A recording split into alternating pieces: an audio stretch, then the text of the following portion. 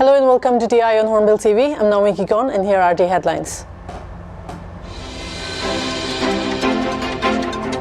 The Chief Minister of Nagaland launched an oxygen generation plant at District Hospital Dwensang on June 22. The plant is a joint effort of the Government of Nagaland, UNTP and the Government of Japan.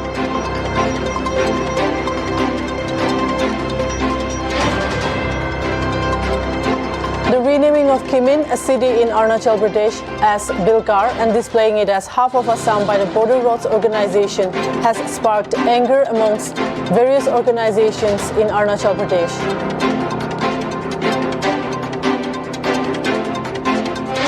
The Mumbai police on Tuesday submitted the charge sheet in the television rating points scam case, naming editor-in-chief of Republic TV, Arnab Goswami, as an accused.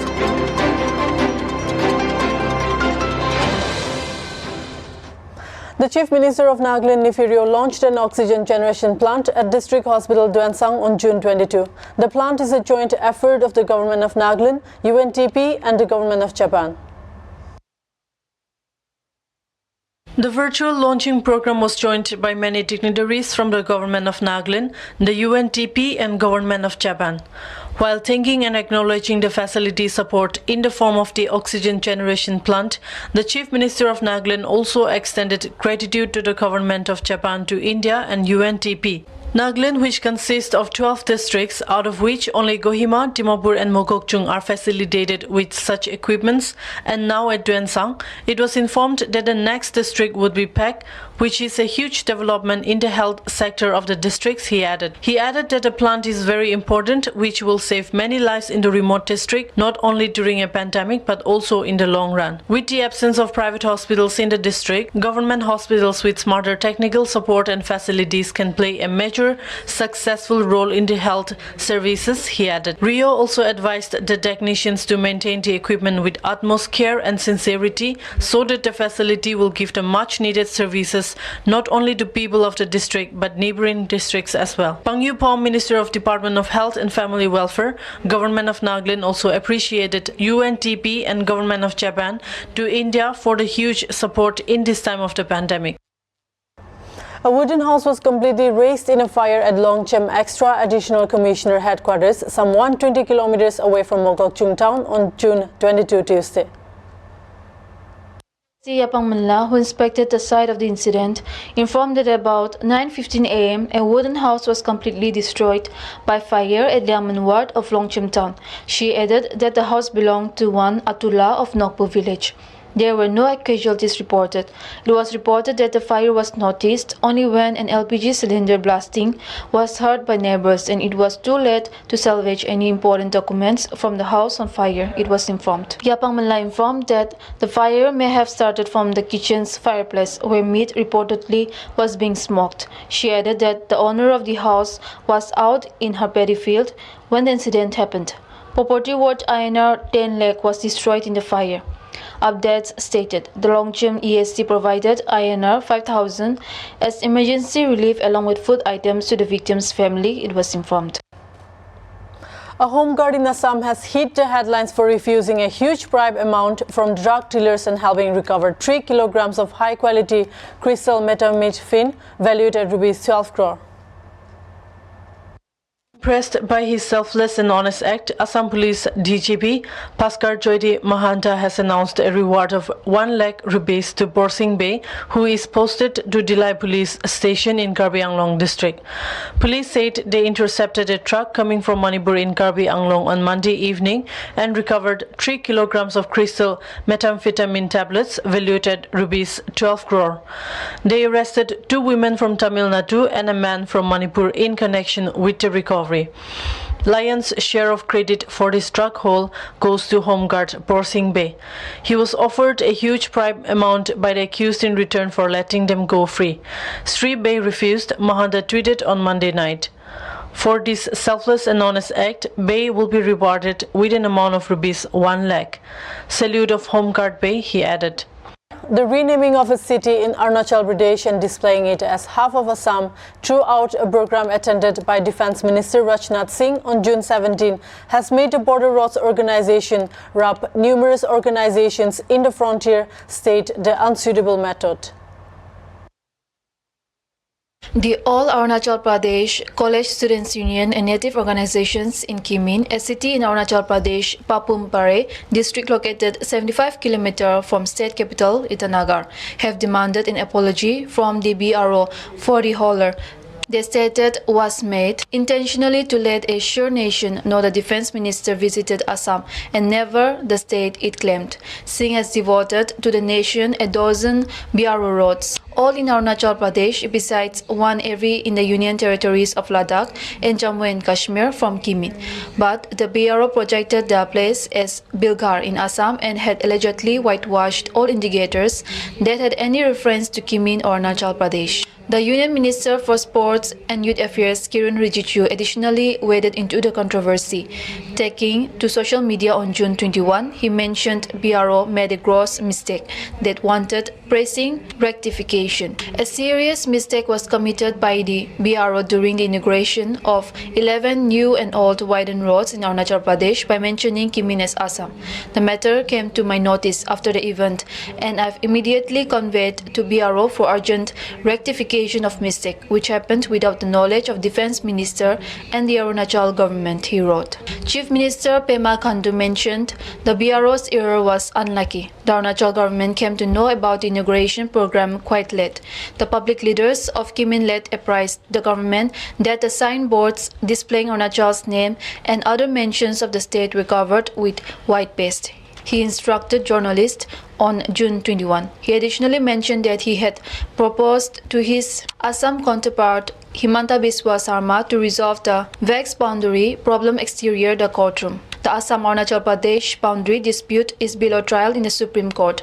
Arunachal Pradesh shares a 716-km border with Assam. Tapir Goa, Bharatiya Janata Party MP from Arunachal East, has additionally banned the BRO for insulting the individuals of Kimin as effectively as the remaining of the state. The native Met reported that BRO officers have declined to touch upon the matter. Arunachal Pradesh Chief Minister Pema Khandu Monday dedicated a 108 emergency response ambulance service to the people of the state. Under the service, 90 ambulances would be operated by GVK, EMRI, a not-for-profit organization through a centralized call center on public-private partnership model for the state national mission, an official said. Along with Deputy Chief Minister Chao Namin, Health Minister Alo Libang, Tourism Minister Nakap Nalo, Advisor to Health Minister Goruk Podung, local legislator Techi Kaso, and Itanagar Mayor Tame Fasang. Khandu flagged off the ambulances following a mock drill and called to the Central 108 Emergency Call Center. Under the service, total 90 ambulances will operate in the network across the state, which will be operated by GVK, IMRI, through a centralized call center on PPP mode for the State National Health Mission. These ambulances to be positioned at strategic health facility locations to cover all parts of the state shall operate with 133 trained pilots, 146 emergency medical technicians, and basic life support equipment in each ambulance. The Dial 108 system will be operated through a central call center which can be called by using any type of mobile or landline phone from anywhere in the state to alert the center of an accident or occurrence of any emergency medical situation. The call center will record the necessary information and locate the nearest available ambulance using the IT software to immediately dispatch it to the accident or patient site. The trained manpower will provide appropriate pre-hospital care to stabilize and then transport the patient to the nearest health facility, making best use of what is known as the golden hours after an emergency. All ambulances are fitted with GPS-enabled software for real-time monitoring of the personnel as well as vehicles through a central command and control cell that will be based in the state capital. Each ambulance will operate 24/7 in two shifts of 12 hours each. In each shift, there will be one trained driver or pilot as first responder and one emergency medical technician on board. Another set of trained pilot and EMT will rotate as reliever unit. Each district headquarters will have one district nodal person to monitor and coordinate the operations. The opposition Naga People's Front has accused the People's Democratic Alliance government of misusing funds in the name of COVID-19. The NPF issued a press release on Tuesday stating that the allegation, besides attacking the government on various other matters. Hello People's Front expressed anguish over what the press release alleges was the PDA government's handling of the COVID-19 situation, as well as misusing state funds in the name of COVID-19. The party also viewed the recent statement of Health Minister Pang Yu-fom that imposition of the lockdown would continue in the state until the positivity rate of COVID-19 comes down to 5% as per the guidelines of the central government. The government cannot just sit and wait for the countdown of a positivity rate to decrease, but should put its action and effort to bring down the positivity rate, the MPF stated.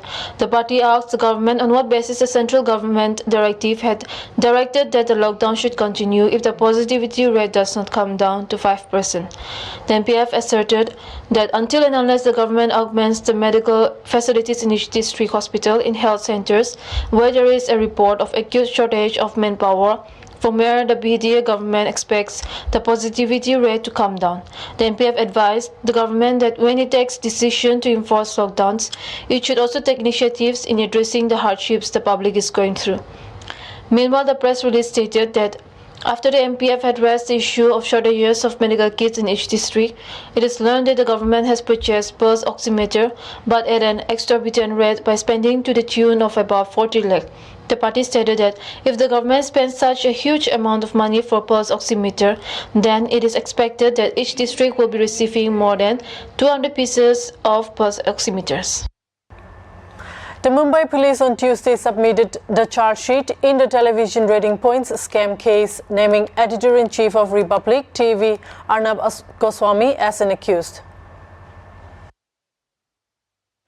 Goswami and 4 others from ARG Outlier Media that owns Republic TV, Ku, Priya Mukherjee, Shivendu Mulelkar and Shiva Sundaram have been named as accused in the 1800-page second supplementary charge sheet, reported Live Law.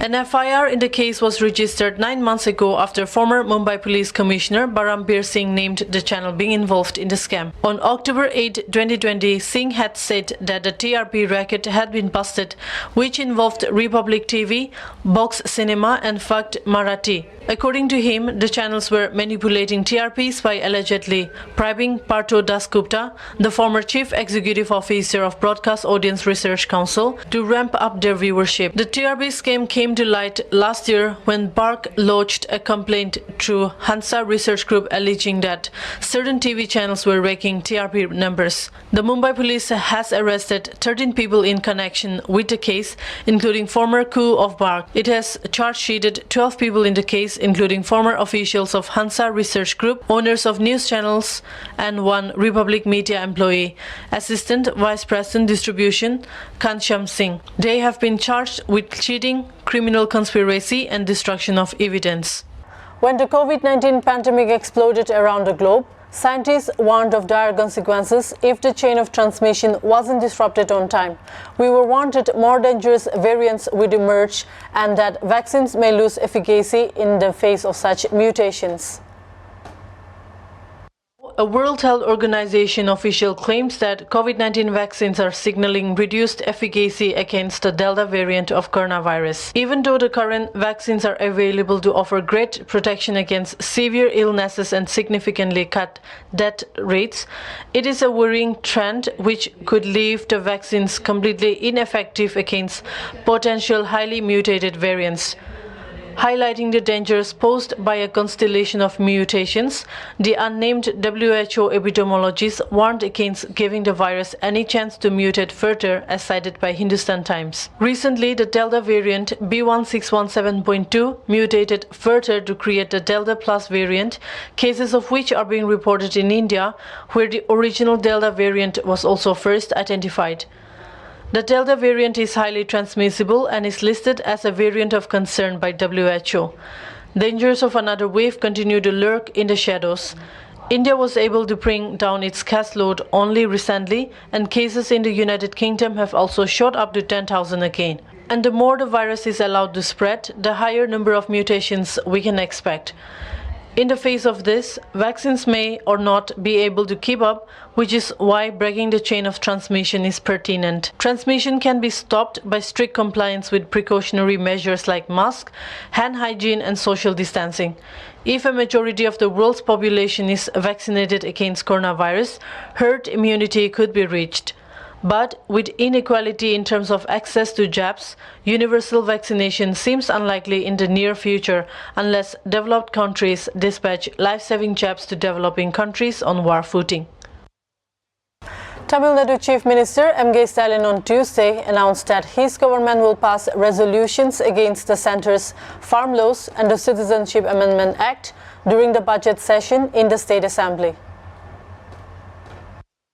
The government will pass resolutions against the centre's farm laws and the Citizenship Amendment Act in the budget session of the State Assembly, he said.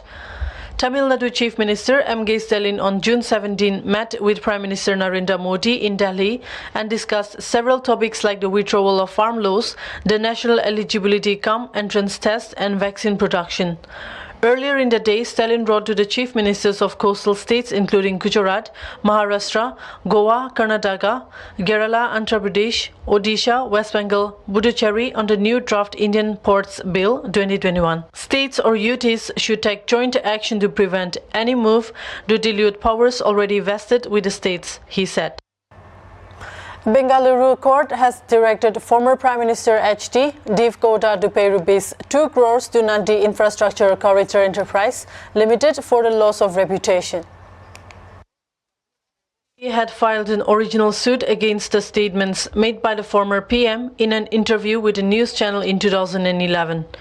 Referring to the interview telecast by a Canada news channel on June 28, 2011, the court directed Deve Gowda to pay damages of rupees 2 crores to the company for the loss of its reputation on account of defamatory comments made by him. The court observed that the project in question has been upheld by the High Court of Karnataka and the Supreme Court in their judgments. The project undertaken by the company is a massive one and that is in the larger interest of Karnataka, the court said in the June 17 order. The company claimed that it sustained a loss to its reputation due to the statements made by Deve Gowda in an interview and claimed damages of rupees 10 crore. The Directorate of Revenue Intelligence on Monday arrested a Tanzania national at the Rajiv Gandhi International Airport and seized 3 kg of heroin worth rupees 19.5 crore. Per a statement, the accused is a Tanzanian male passenger who flew to the RGIA from Johannesburg via Doha in the early hours on Monday. Detailed examination of his checked-in baggage resulted in the recovery of 3 kg of heroin, which was concealed beneath the base of his trolley bag. The drug was seized and the person was arrested under the Narcotic Drugs and Psychotropic Substances Act. Further investigation is in progress. Amid rising cases, China is testing a whole city for COVID-19 to prevent another outbreak. Authorities quarantined areas where cases were reported in the manufacturing hub of China's most populous province called Guangdong. The city of Dongguan launched a mass testing drive after 2 cases of the Delta variant were reported on Friday. The highly transmissible Delta variant of coronavirus was first identified in India and has spiked global numbers since it spawned. This marked the first few cases of the Delta variant in China. In Dongguan, citizens were told by authorities to stay indoors unless necessary and have been urged not to leave the city. Those who end up leaving the city are also asked to show negative test results within 48 hours of departure. To curb the spread of the virus, highway entrances have remained shut.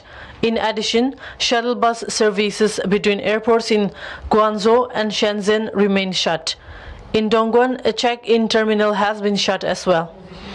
On June 20, China reported 17 new infections of coronavirus as per data from the Health Ministry.